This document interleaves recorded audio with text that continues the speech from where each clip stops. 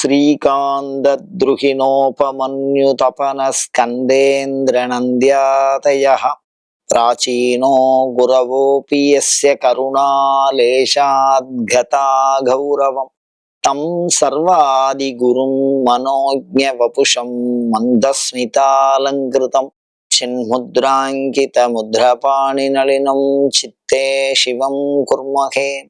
नमस्सरसे नमस्सरस्वतये நமஸ்சகீனாம் புரோகானாம் சக்ஷுஷே நமோதிவே நம பிருதிவே நமஹ. சங்கர தொலைக்காட்சி நேயர்களுக்கு நமஸ்காரம்.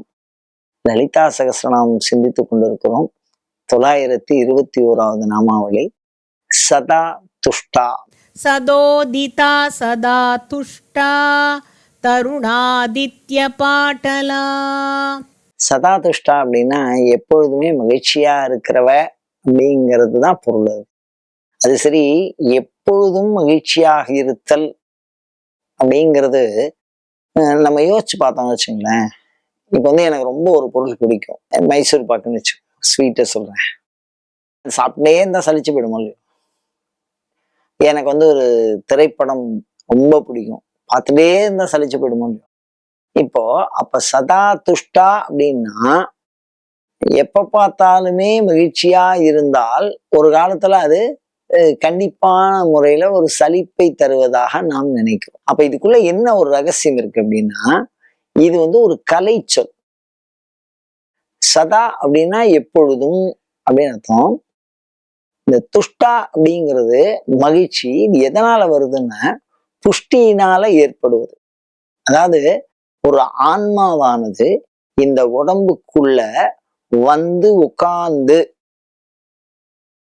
மெதுவா வளர ஆரம்பிக்கும். அந்த உடலை வளர்க்க ஆரம்பிக்கும். ஆன்மா தேயாது, வளராது. அது ஒரு அக்ஷயமான ஒரு குறைவற்ற மாறுதலற்ற பண்பை கொண்டது. ஆனா இந்த சரீரம் எல்லா விதமான மாறுதலுக்கும் காரணமா இருக்கிறது. அப்ப சதா துஷ்டா அப்படின்னு நம்ம லலிதா சகஸ்ரநாமத்துல சொல்லி இருக்கிறத விஷயமா சிந்திச்சு பார்த்தோம்னா என்ன தோன்றது அப்படின்னா, ஒரே மாதிரி இருக்கக்கூடிய பண்பு ஆனந்தத்திற்கு காரணமான பண்பாக அம்பாள் இருக்கா. அப்ப அந்த ஒரே மாதிரியா இருக்கக்கூடிய பண்பு என்ன அப்படின்னா, இப்ப ஒரு உதாரணம் சொல்றேன் பாருங்க. ஒருத்தருக்கு ஹார்ட் பீட் அதிகமா துடிக்கிறது அப்படின்னு சொன்னா ஹை ப்ரெஷர் அப்படிங்கிறா. கொஞ்சம் குறைச்சலா போறது அப்படின்னா லோ ப்ரெஷருங்கிறா. அப்ப எதுவுமே அதிகமா இருந்தாலும் பிரச்சனையா இருக்கு. சில சத்து இல்லை, அதனால உடம்பெல்லாம் பெருத்து போயிடுறது. சில விஷயங்களை செய்யல, அதனால மாறுபட்டு போயிடுறது அப்படின்னு சொன்னா அப்போ அதுக்கும் அதுவும் பிரச்சனையா தான் இருக்கு. அப்ப என்ன அர்த்தம் அப்படின்னா, வேதம் அழகா சொல்லும், ரிதம் வச்சுமி. ரிதம்னா ஒழுங்கு, அளவு, எல்லை. ஒழுங்கு, அளவு, எல்லை. ரத்தத்துல இந்த அளவுக்கு இந்த பொருள் இருக்கணும், அது இருக்கணும். அது மாதிரி எல்லை, அதோட வியாப்தி எது வரைக்கும் இருக்கணுமோ அது வரைக்கும். 6 விரல் இருந்தாலும் அதுவும் கஷ்டம்தான், 4 விரல் இருந்தாலும் அதுவும் கஷ்டம்தான், 5 விரல் தான் இருக்கணும். அந்த மாதிரி ஒரு எல்லை இவ்வளவுதான் இருக்கணும், உயரம் இவ்வளவுதான் இருக்கணும், அகலம் இவ்வளவுதான் இருக்கணும், வெயிட் இவ்வளவுதான் இருக்கணும் அப்படின்னு ஒரு கணக்கு வச்சிருக்கா. அந்த கணக்கு பார்த்தீங்கன்னா அந்த நிலையை சரீரத்துல யோகிகள் நிலைநிறுத்தி கொண்டு வந்தார்கள். இந்த சதாதுஷ்டான்னு யார் சொன்னது அப்படின்னா, இது ஒரு யோக மார்க்கத்துல உள்ள அம்பாலோட பேர். இந்த யோக மார்க்கம்ங்கிறது என்ன அப்படின்னு கேட்டா, உடலை அசைவது அல்லது நிறுத்துவது அல்லது இயக்குவது. அசைவது வேற, நிறுத்துவது வேற. இப்ப கை காலெல்லாம் அசையாம அப்படியே இருந்தா சவாசனம்னு சொல்லுவோமோ இல்லையோ, அப்படியே இருக்கிறது. மூச்சு உண்டிதான் இருக்கும். அப்படியே மற்றபடி எந்த உறுப்புகளையும் புற அசைவுகளின்றி நிறுத்துவது. அது மாதிரி ஒரு சில நிலையில உட்கார்றது, வீராசனம், அந்த ஆசனங்கள்லாம் சொல்லி கொடுக்குறாளோ அவா. அது ஒரு யோக முறை. யோகினி, யோகதா, யோக்யா, யோகானந்தாலாம் நாம் அடைவது.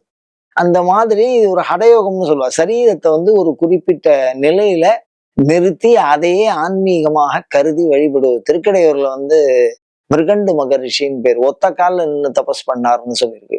ஒரே காலை வச்சு இன்னொரு காலை மடக்கி அப்படியே நேரா நிமித்திக்கிறது. மாங்காடு அம்பாள், காமாட்சி அம்பாள் அப்படி ஒரு காலை அப்படி வச்சுட்டு அந்த மாதிரி இருக்கிற மாதிரி ஒரு அமைப்பு. புரியறதுக்காக சொல்றேன். அது ஒரு விதமான நிலை. அப்ப அந்த நிலைங்கிறது என்ன அப்படின்னா, உடல் ஆரோக்கியமாக இருப்பதற்கு உண்டான ஒரு அளவு, அந்த அளவை குறியீடு சொல்ல இந்த இடத்துல சதாதுஷ்டான். அந்த அளவு இருந்தா மாத்திரம்தான் நம்மளால எந்த ஒரு மகிழ்ச்சியும் அனுபவிக்க முடியும். அந்த அளவு இல்லை அப்படின்னா மகிழ்ச்சியே அனுபவிக்க முடியாது. கண்ணுக்கு ஒரு ஆற்றல் தேவைப்படுது. அந்த ஆற்றல் இருந்தாதான் காட்சியினால் ஏற்படுகிற மகிழ்ச்சியை அதை அடைய முடியும்.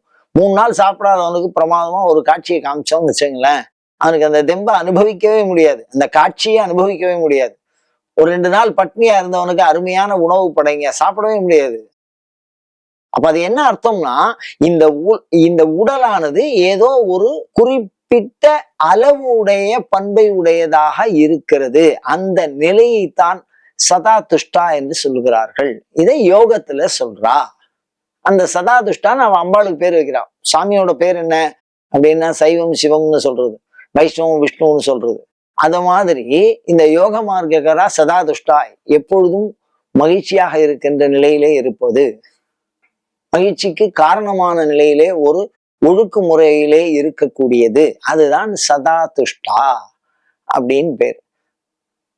ஒருத்தருக்கு உடம்பு சரியில்லை அப்படின்னா அவரால் எந்த ஒரு புலன் நுகர்வுலையும் முழுமையுமா ஈடுபட முடியாது.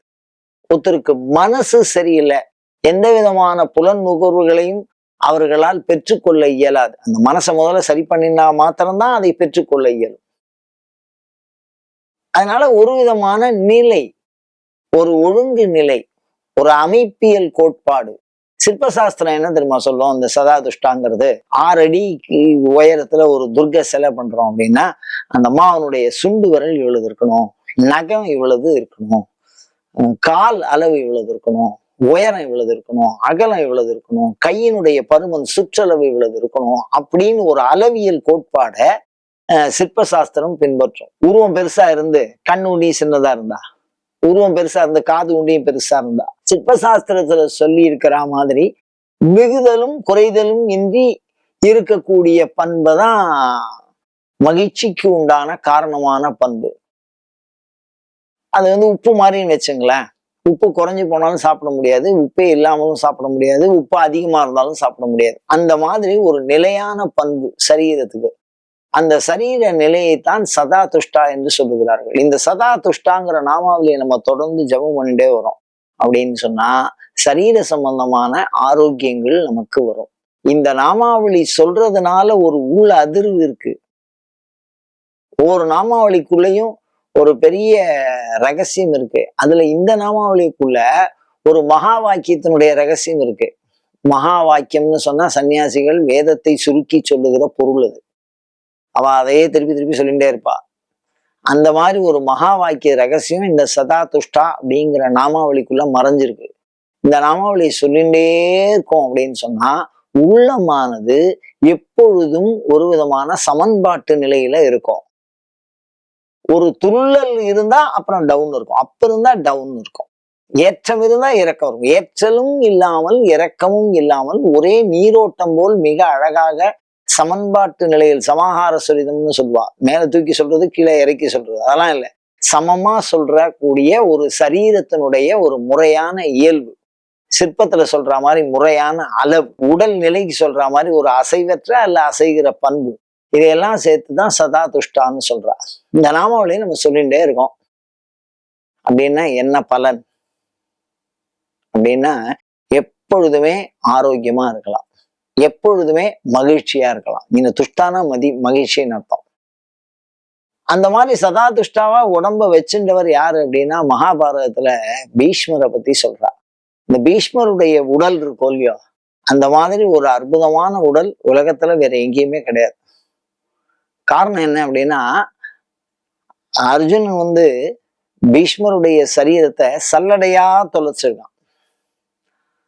அவர் அப்படி சல்லடையா தொலைச்சா கூட 6 மாசம் தன்னுடைய உயிரை தானே தன்னுடைய உடம்பு அவளா நினைச்சாதான் மரணம்.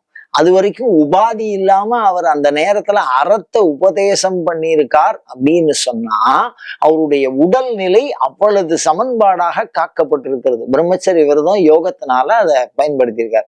சதா துஷ்டான்னா ஒரு உதாரணத்துக்கு நம்ம அவரை சொல்லலாம். ஏன்னா ஒரு 6 மாசம் அம்புப்படுகையில அப்படியே சுட்டு சுட்டா ரத்தம் விழுவும், எப்படி எல்லாம் பாதிப்பு வரும், ஒரு புண்ணு ஏற்பட்டா, ரத்த காயம் ஏற்பட்டா அப்படிங்கிறது மெடிக்கல் சயின்ஸ்ல பார்த்தோம்னா தெரியும். ஆனா அது எதுவுமே இல்லாம மகிழ்ச்சியா அறத்தை உபதேசம் பண்ணி சந்தோஷமா இந்த உடம்ப விட்டுறாரு. அப்ப இந்த உடல் தொடர்பான எல்லா விதமான கட்டுப்பாட்டு விதிகளையும் முறையாக கட்டுப்பட்டு ஒரு 10 நாள் யுத்தத்தை அவர் ஒத்துழைய சமாளிக்கிறாருன்னா பாத்துங்களேன், எவ்வளவு பெரிய வீரம் இருக்கும் அந்த உடம்புல, எவ்வளவு பெரிய ஆற்றல் இருக்கும், மரணத்தை அவர் விரும்பி வரவழைக்கக்கூடிய ஆற்றல். அந்த மாதிரி ஒரு யோகிகள் தான் சதா துஷ்டான்னு சொல்றது. இந்த சதா துஷ்டாங்கிற நாமாவளியை நாம சொன்னா உங்களுடைய உடல் ஆரோக்கியம் எப்பொழுதும் வளரும். அதை வளர பிரார்த்திப்போமாக. அயம் தர்மஹா உத்தரோத்தர அபிவிருத்தி ரஸ்து.